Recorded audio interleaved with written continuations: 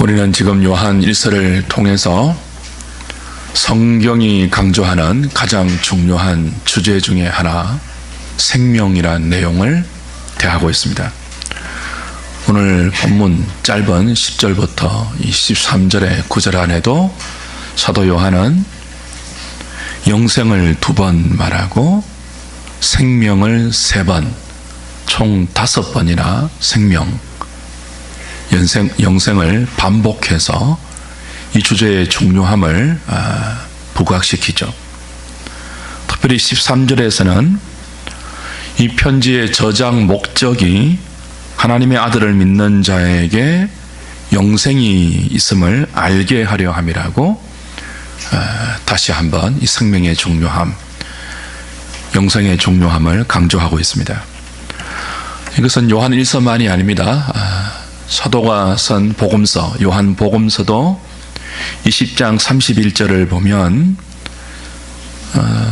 사도가 자신이 이 복음서를 기록한 목적도 동일하다고 이렇게 말해요.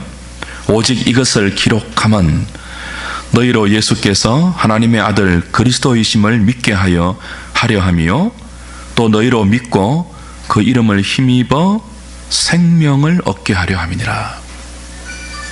그 하나님께서 특별 계신 성경을 우리에게 허락하신 이유는 이 계시의 말씀을 통해서 예수님을 믿게 하기 위해서예요. 그 예수님을 믿는다는 게 뭐냐 하면 구원을 얻는 것인데요, 생명을 얻는 것이에요. 구원은 단순히 지옥 가지 않고 천국 가는 그 정도로 이해해서는 곤란해요.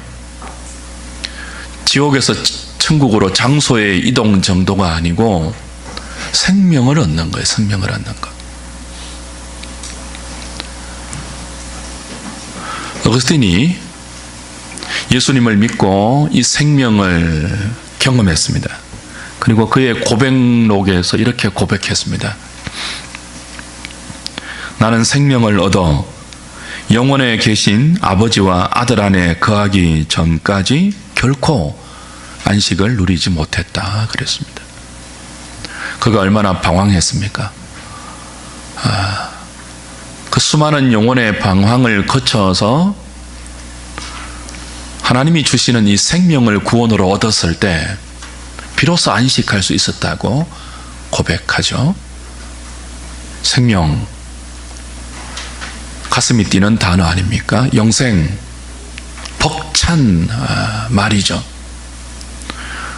어거스틴이 고백하고 사도 요한이 우리에게 강조하고 있는, 아니 성경 전체가 우리에게 그렇게 주목하라고 가르치고 있는 생명이 무엇입니까? 지난주에 말씀드린 것처럼 그저 코끝으로 호흡하는 이 물리적인 호흡의 힘 정도가 아니죠. 생명은 삼위 하나님의 사랑의 본성이에요.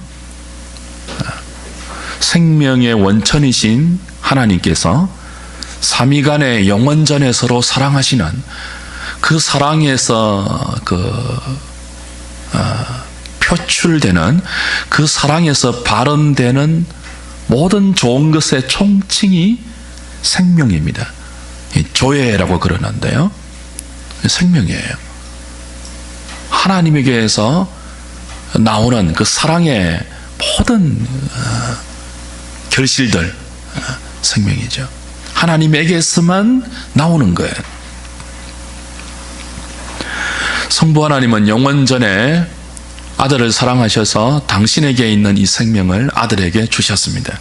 요한복음 5장 26절에 아버지께서 자기 속에 생명이 있음같이 아들에게도 생명을 주어 그 속에 있게 하셨다 말씀하셨습니다.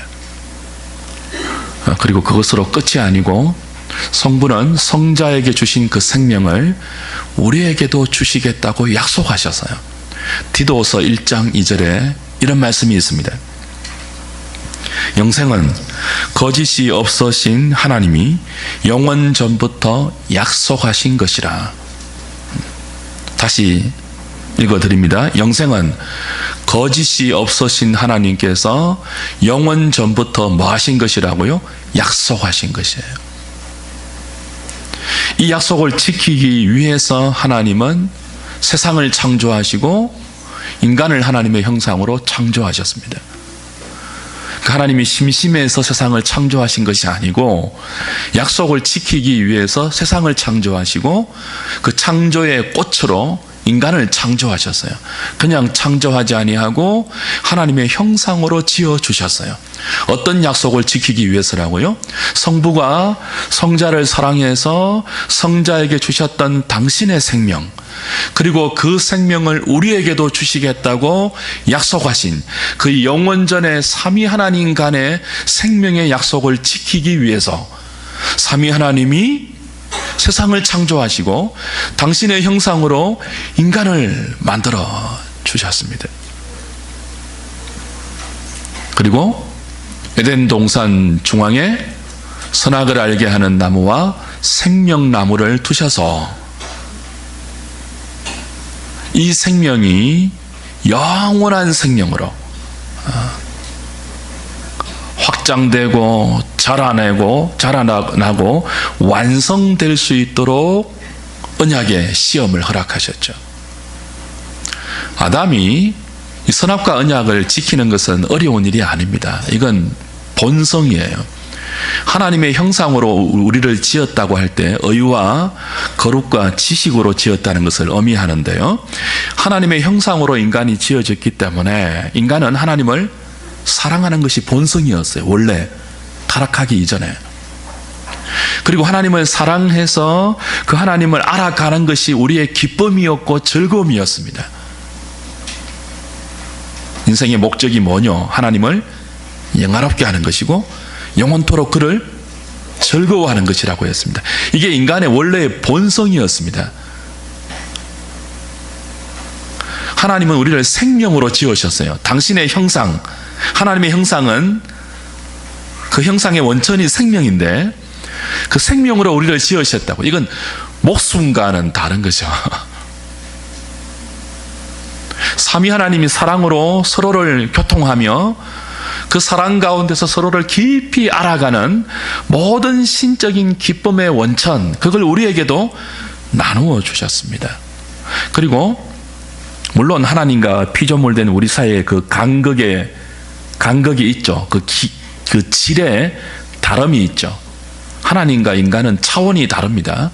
창조주이고 피조물이지만 그 다른 차원의 존재임에도 불구하고 하나님은 은혜 위에 은혜를 베푸셔서 우리로 하여금 하나님의 생명을 나누어 주셔서 그 생명으로 삼위 하나님만이 알 수 있는 서로 간의 사랑, 이 사랑을 우리에게 허락해 주셨어요. 그래서 하나님을 알 수 있는 생명에 우리를 동참시켜 주셨죠. 이 생명의 존재로 우리를 지으셔서 이 생명이 뭐예요? 더 풍성하게 자랄 수 있도록 얼마간의 시험을 허락하셨습니다. 에덴 동산의 선악과 언약의 시험이죠. 근데 이 시험을 통과하는 것이 어려운 것이 아니었다니까요. 본성상 우리는 하나님을 즐거워하도록 지원받았기 때문에.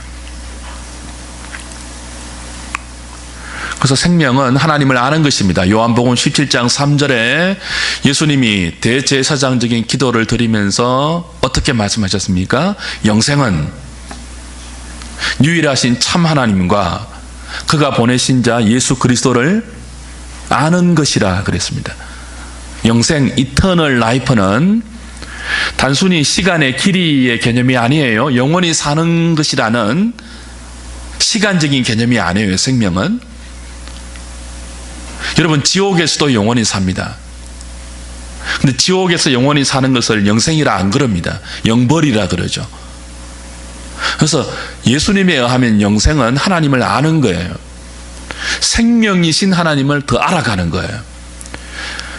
그 하나님으로부터 생명을 나누어 받은 그리스도 안에 있는 생명을 더 많이 알아가는 거예요. 영생이 뭐라고 하죠? 유일하신 참 하나님과 그가 보내신 자 예수 그리스도를 아는 것인데, 이 안다고 할 때 이 지식은 어떤 사물, 어떤 대상, 어떤 사람과 사건에 대한 데이터 차원의 정보적 지식이 아니고 누군가 함께 있으면서 함께 있어서 그 사람을 경험해서 아는 체험적 지식이에요. 기노스코라고 하는데요. 복음서에서 마리아가 요셉과 잠자리를 같이 하지 아니했지만 아들을 낳았지 않습니까? 그때 동침하지 아니했다라고 할 때 이 동침이라는 단어가 기노스코예요. 안다라는 단어예요. 동침을 통해서 아는 지식이에요. 부부간의 동거동락을 통해서 알 수밖에 없는 경험적 지식이죠. 하나님이 하나님의 형상으로 우리를 지으신 것은 하나님을 알려주시기 위해서예요. 생명이신 하나님의 그 생명을 우리에게 나눠주시기 위해서예요. 우리를 일 부려먹으려고 지으신 것이 아니고 은혜 위에 은혜이죠. 하나님의 생명을 우리에게 나누시고 사랑의 교제를 통해서 더 깊이 하나님을 알아갈 수 있도록 초대하신 것이 인간 창조의 목적이고, 이건 복 중에 복이며 은혜 위에 은혜입니다. 그 은혜를 인간이 받은 거예요. 그런데 인간은 우리가 알다시피 이 하나님의 은혜를 배반하죠. 이 하나님의 선하심을 반역하고 사탄의 말을 듣죠. 그래서 이 복된 생명, 하나님을 알 수 있는, 하나님을 알아가는, 신의 성품에 참여하는, 하나님과 동행하면서 그분의 기쁨과 안식과 즐거움에 동참하는 이 생명을 잃어버리고, 이제는 하나님의 언약 밖에서, 그 생명 밖에서 하나님이 일시적으로 허용하신 이 일반 은총 안에서 자기 힘만으로 생존해야 하는 비참한 존재가 되었습니다. 하나님의 생명에서 떠나면 인생이 어떻게 되는가 하면 생존해야 합니다. 이 세상이라는 무대 속에서 하나님의 보호하심, 생명을 나누어 주심, 그 하나님의 은혜 밖에서 하나님께서 우리 안에 허락하신 이 내재된 자원만으로, 우리의 지식과 우리의 이성과 우리의 능력만으로 수많은 다른 피조물들과 싸워서 이겨내어야 하는 생존의 존재가 되어버립니다. 이 생존에서 수많은 불행이 발생되어요.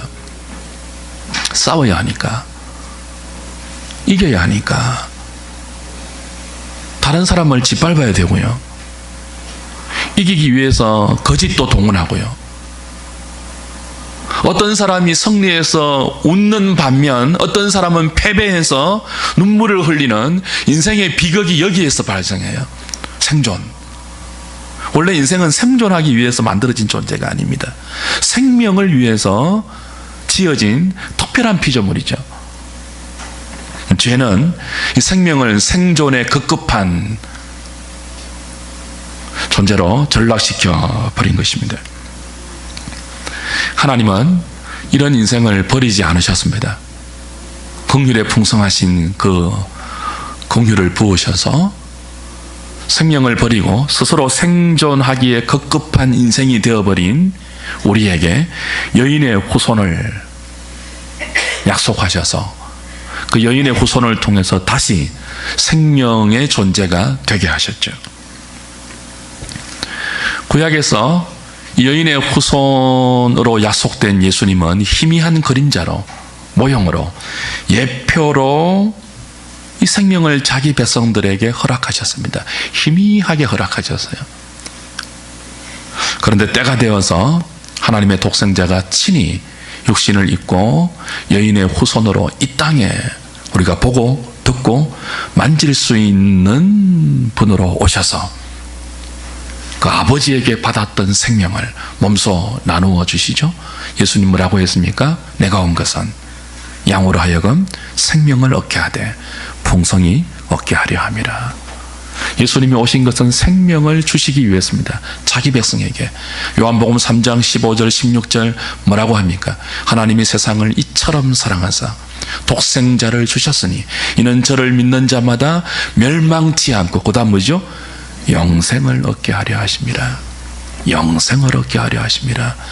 생존에 빠져서 결국 멸망당할 인생을 불쌍히 보신 하나님께서 독생자에게 주신 그 생명을 다시 독생자를 친히 육신으로 보내어 아들을 십자가에 죽이고 부활시키셔서 그를 믿는 모든 자에게 다시 이 생명을 친히 주셨죠. 사도 바울은 예수님을 통해서 우리에게 허락된 이 생명을 하늘에 속한 모든 신령한 복이라고 불렀습니다. 누구든지 육신을 입고 오셔서 십자가에 죽으시고 부활하신 예수님을 하나님의 아들로 믿고 자기의 그리스도로 믿는다면 생명이 있는 자입니다. 그가 택한 백성이고 물과 성령으로 태어난 하나님의 자녀이죠. 주 안에 사랑하는 여러분, 우리가 허락받은 기독교 신앙은 코끝에 호흡을 오래 유지하면서 다른 사람보다 더 많은 자원을 확보하고 그래서 더 유능하게 살아남는 생존의 가장 좋은 수단이 아닙니다. 기독교 신앙은 생존의 수단이 아니에요. 죽어서 천당 가는 티켓 확보 정도도 아니에요. 기독교 신앙은. 기독교는 성령을 통하여 아버지와 아들 안에 거함으로 하나님을 알고 그가 보내신 자 예수 그리스도를 아는 하나님과 바른 사랑의 관계, 그 인격적인 관계로 묶여서 하나님에게서 나오는 모든 좋은 것, 그리고 하나님 자신을 우리의 생명으로 누리는 은혜의 선물입니다. 이 말이 무슨 말인지도 알아듣지 못하는 사람들은 거듭나셔야 돼요.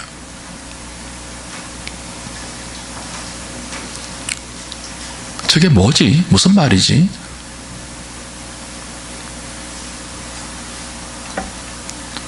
하나님 백성들은 예수 그리스도를 믿고 지금 여기서 생명을 얻고 지금 여기서 생명을 살고 지금 여기서 생명을 누립니다. 그러나 우리는 그럼에도 불구하고 연약해서 우리 안에 있는 이 타락한 여전한 본성으로 말미암아 이 생명을 잘 누리지 못하고 허락된 이 생명을 잘 발휘하지 못하고 이 생명이 하나님을 더 많이 알고 주님을 더 깊이 아는 풍성한 생명으로 자라지 못하고 있죠. 그래서 우리는 더 깊이 하나님을 아는 소망을 가지고 장차 하나님과 하나 되어서 점도 없고 흠도 없이 아무런 방해도 아무런 막힘도 없이 하나님을 더 깊이 알아갈 수 있는, 얼굴과 얼굴을 맞대어서 보듯이 하나님을 대면하여서 보면서 그분이 초대하고 있는 그 깊은 생명의 나라 안에서 마음껏 누릴 수 있는 하나님의 안식, 거기에 동참되는, 썩지 않고 더럽지 않고 쇠하지 않고 하늘에 간직된 우리의 이 기업, 하나님을 더 깊이 알아갈 수 있는 그것을 소망으로 기다리고 있는 거죠. 하나님을 더 많이 알고 싶은 것. 생존에서 생명으로 이 위대한 변화가 하나님이 허락하신 우리의 구원입니다. 그것이 기독교 신앙의 핵심이에요. 내가 이것을 너희에게 쓰면 하나님의 아들을 믿는 너희에게, 하나님의 아들의 이름을 믿는 너희에게 영생이 있음을 알게 하려 함이라. 이 영생을 누리라는 거예요. 이 영생의 삶을 살라는 거예요. 생존의 급급한 인생 정도가 아니고, 그래서 예수 이름을 믿는 그 믿음으로 다른 사람과 다투어 승리하여 얻는 그 승리의 기쁨을 확보하는 정도가 아니고, 생존하는 인생이 도무지 맛보지 못하는 이 생명, 이 영생에 속한 삶이 너희에게 있고 너희에게 허락되어 있으니 이것을 누리라는 거예요. 내가 이 편지를 쓰면 너희에게 영생이 있음을 알게 하려 함이라. 생존의 급급한 인생이 아니고 생명에 속한 삶으로 접어들었으니 그 삶을 살아내라는 것입니다.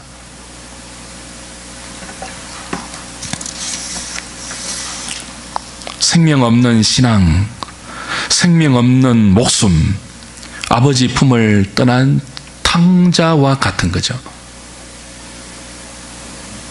아버지 품 속에 있는 모든 좋은 것을 스스로 버리고 허랑방탕하면서 돼지가 먹는 지엄 열매를 먹으며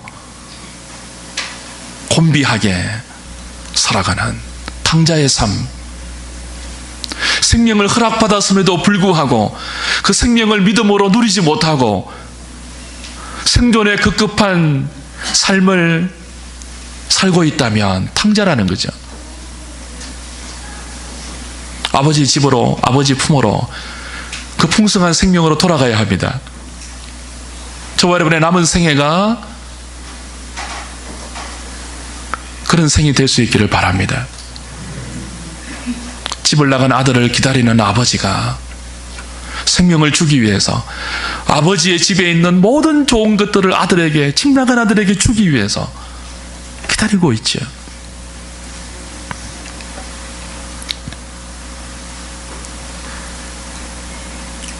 이 생명을 누리고 알아갈 때 우리는 비로소 참된 사람이 됩니다. 사람은 하나님의 형상으로 지어졌는데 죄로 이 하나님의 형상을 잃어버렸기 때문에 코끝에 호흡은 유지하는 목숨을 갖고 살지만 생명이 없으면 이성 없는 짐승과 방불하게 살아가죠. 이런 인생에게 하나님의 은혜가 임하여 생명의 삶으로 전환될 때 사람은 참된 사람이 됩니다. 생명이 하나님을 안다라는 뜻이라고 했죠. 이 하나님을 안다라고 할 때 이 안다는 단어가 기노스코라고 했는데요, 이 기노스코와 비슷한 단어, 똑같은 어원에서 나온 단어 중에 키노마이라는 단어가 있습니다. 된다라는 뜻이에요. 모두 긴이라는 헬라에서 나왔는데요, 긴인에서 기노스코, 안다라는 말도 나왔고 키노마이, 된다라는 말도 나왔어요. 똑같은 어근입니다. 그러니까 아는 것과 되는 것은 같은 연장선에 있는 거예요.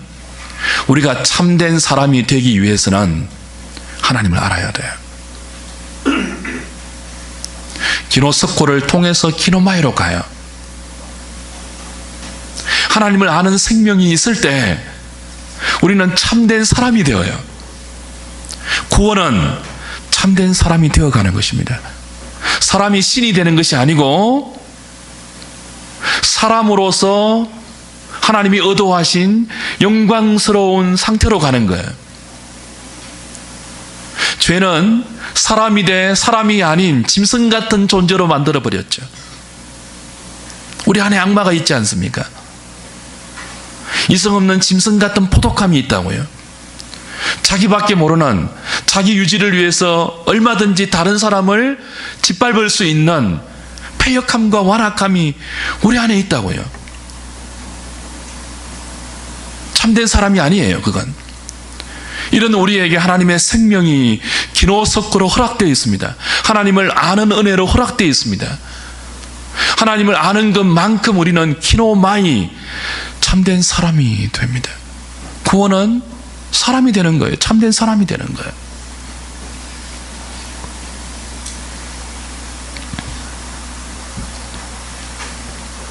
하나님의 백성이 하나님을 알지 못하면 참된 사람으로 살지 못합니다.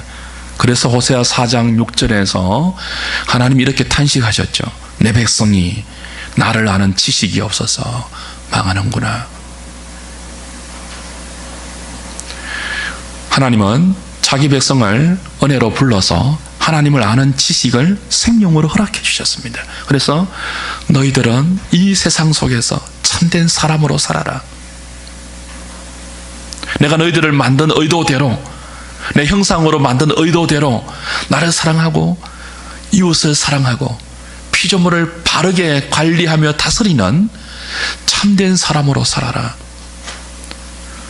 나를 알 때 그것이 가능한데 그 은혜를 주었음에도 불구하고 내 백성이 나를 아는 지식이 없어서 망하는구나 탄식했습니다. 사랑하는 여러분, 그리스도인은 생존이 아니라 생명에 속한, 하늘에 속한 모든 신령한 복을 허락받았습니다. 그래서 우리는 이 복을 가지고 어떻게 하든지 더 많이 하나님을 알도록 힘써야 합니다.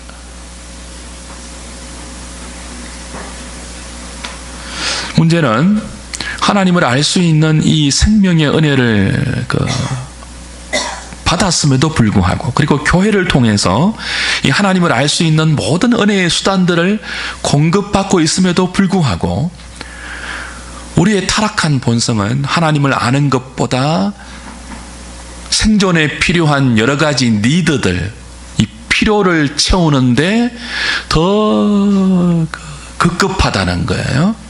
요한복음 5장을 한번 보십시오. 요한복음 5장.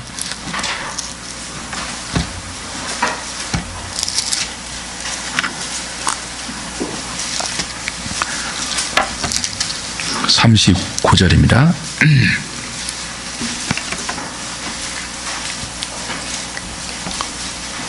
39절 40절. 너희가 성경에서 영생을 얻는 줄 생각하고 성경을 연구하거니와 이 성경이 곧 내게 대하여 증언하는 것이니라. 그러나 너희가, 그러나가 문제인데, 그죠? 그러나 너희가 영생을 얻기 위하여 내게 오기를 만다고요? 원하지 아니하는도다 그래요. 그리고 사람들이 예수님께 나오지만, 그리고 바리새인들이 성경을 상고하고 그 성경에서 영생을 얻는 줄 머리로는 알고 있지만 정작 그 하나님이 주시고자 하는 생명을 얻기 위해서 주님께로 나오지 않는다는 거죠. 그리고 왜 나오느냐? 44절 보십시오. 너희가 서로 영광을 취하고 유일하신 하나님께로부터 오는 영광은 구하지 아니하니 어찌 나를 믿을 수 있느냐. 그러니까 성경을 상고하면서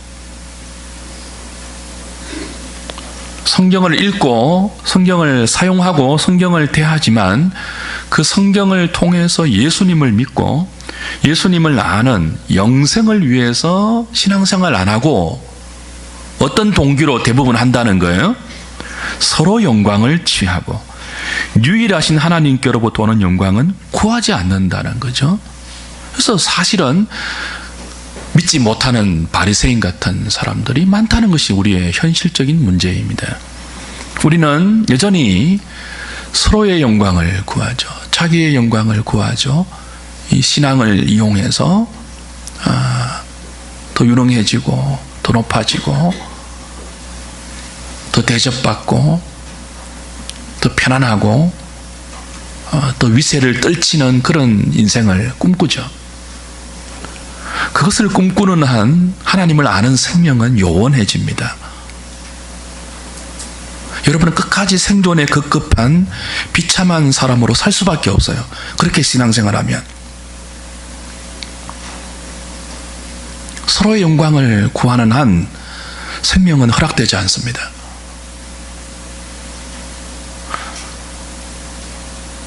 아버지께로부터 오는 영광, 그게 허락되어 있는데요, 아버지께로부터 오는 영광이 뭐예요? 아버지가 아들에게 주신 생명이죠. 그 아들이 친히 육신을 입고 오셔서 우리에게 허락하신 생명이죠. 그리고 이 생명을 교회를 통하여 풍성히 지금 주시려고 은혜의 수단들을 허락해 주셨죠. 모여서 우리는 예배합니다. 생명을 누리기 위해서예요. 하나님 아버지로부터 오는 영광을 구하기 위해서예요.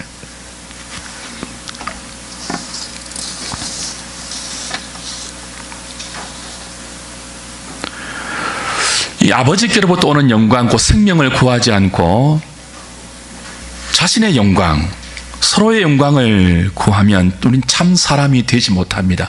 하나님을 알지 못하기 때문에. 기노스코를 통해서 기노마이로 가는 이 은혜를 누리지 못해요. 여러분, 세상이 왜 힘듭니까? 사람이 돼 사람 같지 않는 사람들 때문에 힘들어요. 사람인데 짐승처럼 사는 사람들 때문에 힘들어요.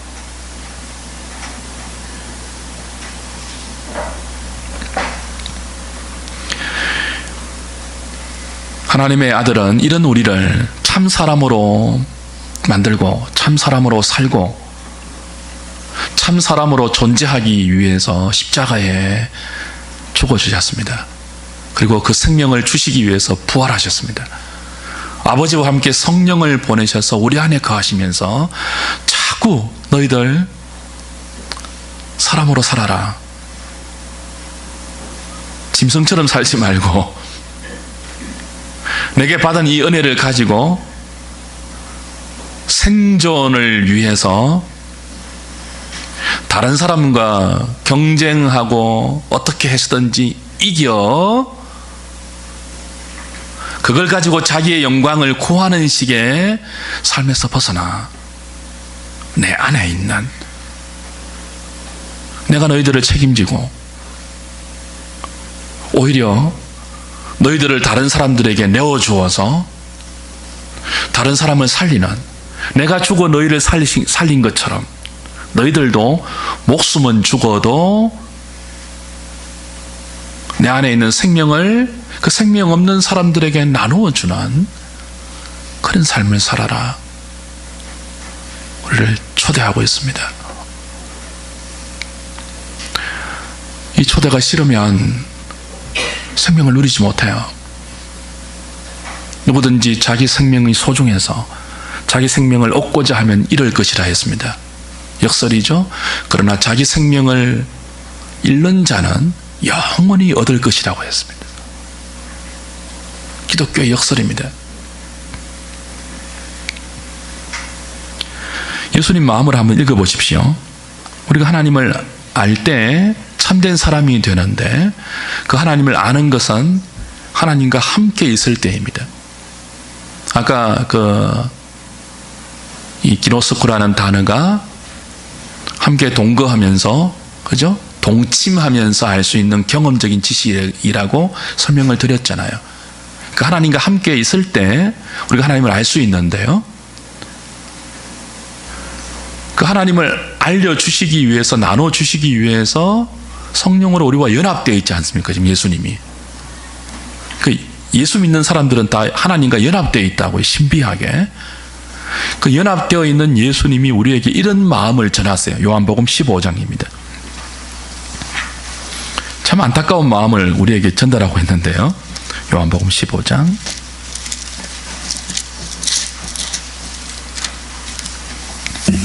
1절부터 여러분이 잘 아시는 구절인데 한번 보십시오. 1절부터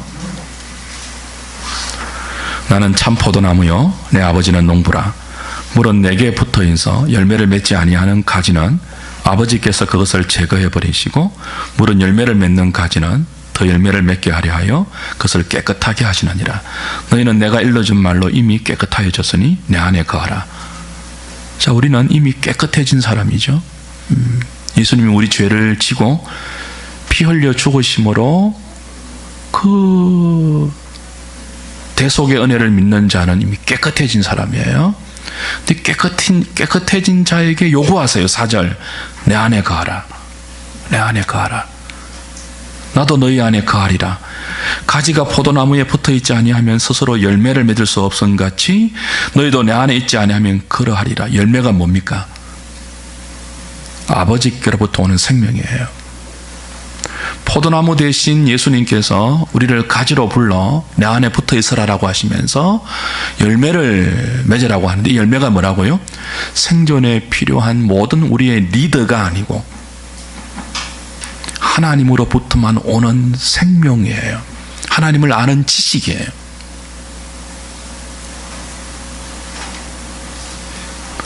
나는 포도나무요 너희는 가지라. 너희가 내 안에 내가 그 안에 거하면 사람이 열매를 많이 맺나니 너희가 내 안에 내가 너희 안에. 연합이잖아요. 동거잖아요. 동침이잖아요. 동거동락하는 거잖아요. 거기서부터 하나님을 아는 지식 열매가 많이 맺힌다는 거죠. 나를 떠나서는 너희가 아무것도 할 수 없습니다. 사람이 내 안에 거하지 아니하면 가지처럼 밖에 버려져 마르나니 사람들이 그것을 모아다가 불에 던져 사르느니라. 자, 7절에 중요한 말이 나와요. 우리가 하나님과 동거하면서 하나님을 알 수 있는 은혜를 받았는데 하나님이 내 안에, 우리가 하나님 안에 있는 것이 무엇입니까? 우리가 어떻게 하나님 안에 있습니까? 지금 하나님이 우리 안에 있다는 것을 어떻게 알 수 있습니까? 7절, 너희가 내 안에 거하고, 그 다음 뭐라고 되어 있죠? 내 말이 너희 안에 거하면 무엇이든지 원하는 대로 구하라. 그리하면 이루리라. 하나님이 우리 안에 거하는 것, 우리가 하나님 안에 거하는 것은 우리가 하나님 말씀을 가슴에 품고 사는 것을 의미해요. 하나님은 영이시기 때문에 그 성령의 감동으로 우리에게 주신 이 특별한 계시인 하나님 말씀을 가슴에 품고 산다는 것은 곧 하나님을 모시고 사는 거예요.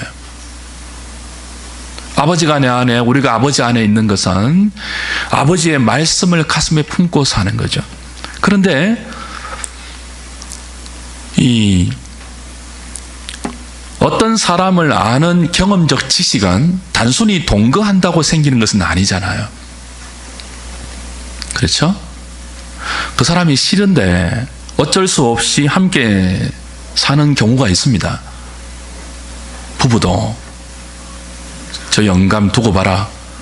내 자식만, 얘들만 다 시집장가 보내면 차버린다 그냥. 저 왼수. 그런 경우 있을 수 있잖아요. 그래서 손꼽아 자식들의 결혼식 날짜만 기다리는 사람이 있습니다. 그런 동거를 통해서 상대방을 서로 깊이 알 수 있을까요? 불가능합니다. 동거동락하면서 서로를 아는 것은 그 동거동락이 사랑이라는 전제가 있어야 합니다. 사랑으로 서로 동거할 때. 그래서 8절부터 이렇게 연결됩니다. 너희가 열매를 많이 맺으면 내 아버지께서 영광을 받으실 것이요 너희는 내 제자가 되리라. 아버지께서 나를 뭐 하신 것 같이요? 사랑하신 것 같이 나도 너희를 사랑하였으니 나의 사랑 안에 거하라. 자, 내 안에 거하라고 했습니다. 내 말이 너희 안에 거하게 하라고 했습니다. 이것이 어떻게 연결됩니까? 나의 사랑 안에 거하랍니다. 우리가 언제 하나님 말씀을 가슴에 품고 살 수 있죠? 하나님을 사랑할 때입니다.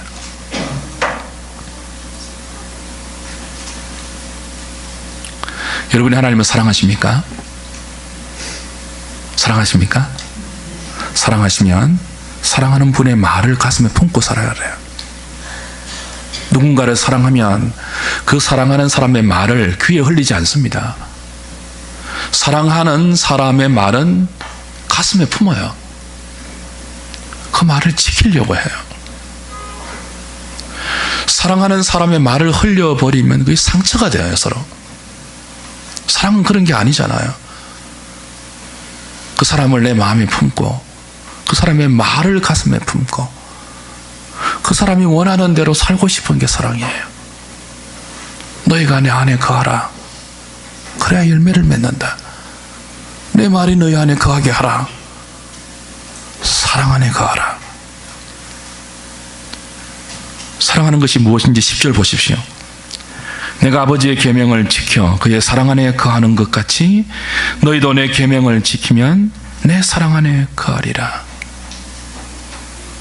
여러분, 사랑하는 것은 하나님 말씀을 가슴에 품고 그 말씀 때문에 고민하고 그 말씀대로 살기 때문에 갈등하고 그래서 기도하고 기도가 나와요. 너희가 내 안에 거하고 내 말이 너희 안에 거하면 무엇이든지 원하는 대로 구하라. 기도가 나올 수밖에 없어요. 하나님 말씀을 가슴에 품고 하나님을 사랑해서 그 말씀대로 살려고 하면 갈등이 생기잖아요. 세상에서 문제가 생기잖아요. 생존하면서 살아가는, 피 흘리면서 살아가는 이 경쟁의 세상이라는 무대 속에서 생명으로 살아가는 것이 로맨틱한 것이 아닙니다. 예수님이 우리에게 당신을 죽여서 살리신 것처럼 그런 삶일 수 있기 때문에 기도가 나와요. 근데 이 기도를 통해서 하나님을 더 깊이 알아가죠.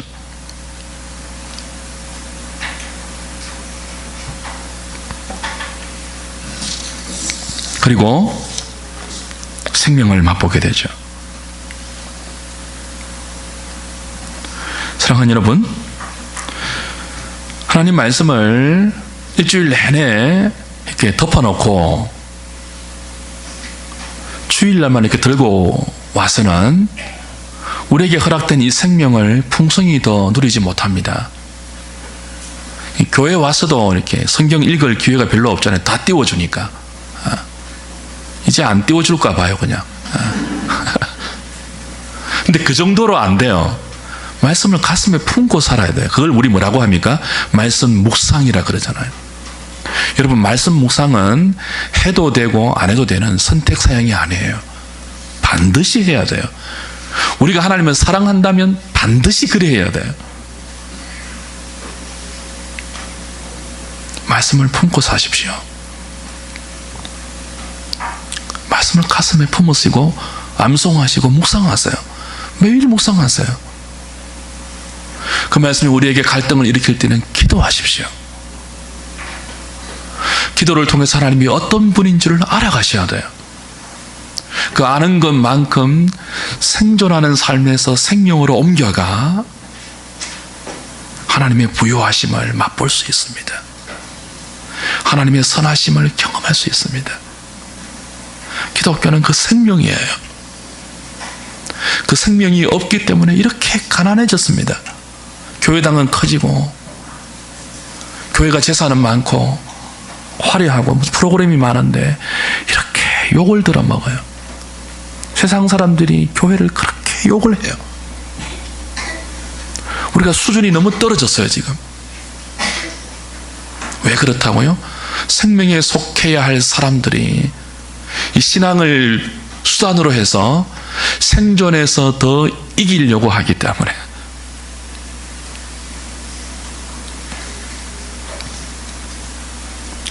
로마서 말씀 하나 찾고 마칩시다.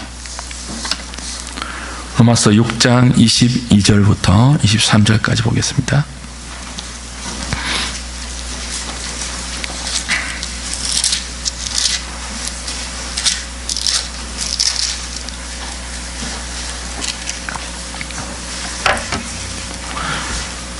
로마서 6장 22절 23절. 그러나 이제는 너희가 죄로부터 해방되고 하나님께 종이 되어 거룩함에 이르는 열매를 맺었으니 그 마지막은 뭐라고요?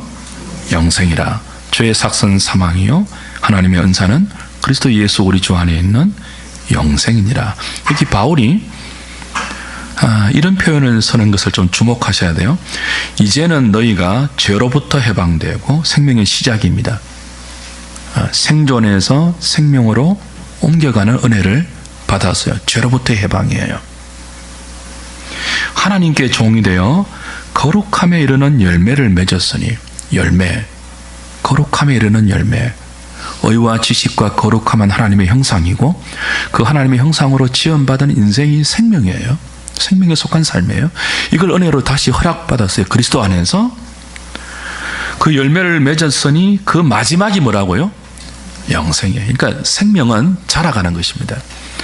생명은 하나님을 아는 것인데 코끝에 호흡 정도가 아니고 그 호흡을 유지하는 목숨 정도가 아니고 하나님 안에서 하나님을 알며 하나님의 보호와 은혜 속에서 우리 인생을 구가하는 모든 것이 생명인데, 이 생명은 마지막이라고 하는 영생에 이르기까지 완성되고 자라는 거예요. 그 하나님을 더 많이 아는 것으로, 더 깊이 아는 것으로 자라가야 되는 거죠. 이 완성을 향하여, 이 온전함을 향하여 우리는 지금 노중에 있습니다. 이걸 목표로 하십시오. 하나님을 더 많이 아는 것.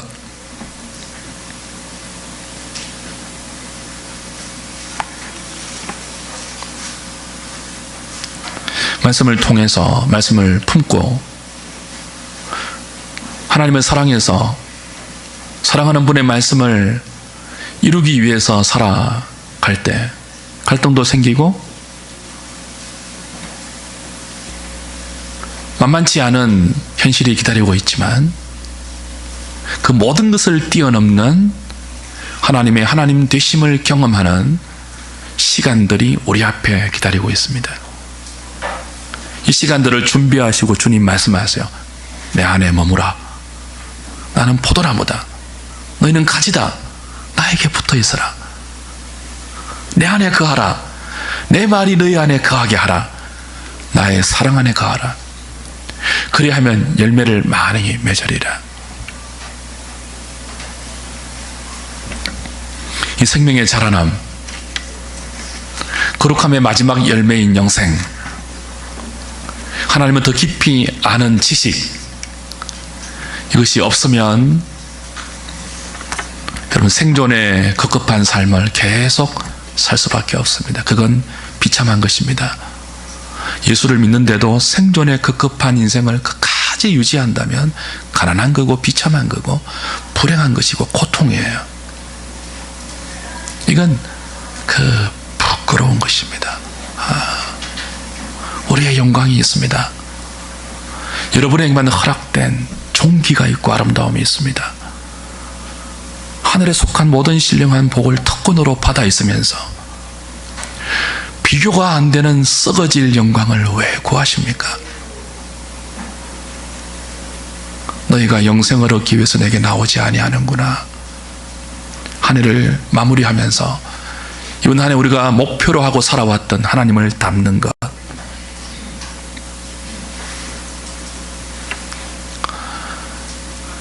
그것을 위해서 오늘 하나만 좀 결심하시고 돌아가면 좋겠어요. 여러분 가슴 안에 하나님의 말씀을 품으십시오. 말씀을 담아서 사십시오. 그 말씀의 영향을 받으십시오. 제발 하나님이 여러분에게 좀 이래라 저래라 할 수 있도록 귀를 기울여 주십시오. 세상이 하는 말에는 좀 귀를 닫으시고 영향을 좀 적게 받으시고. 기도하겠습니다.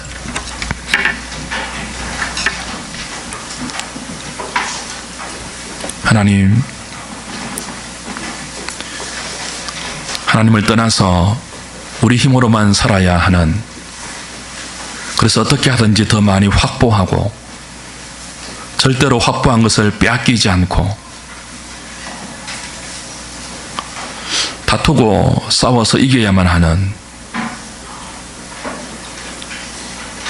승리해서 기쁠 때도 나의 기쁨 때문에 누군가는 울어야 하는 그런 생존의 급급한 삶에서 허덕이는 저희들을 그리스도를 통해서 부르시고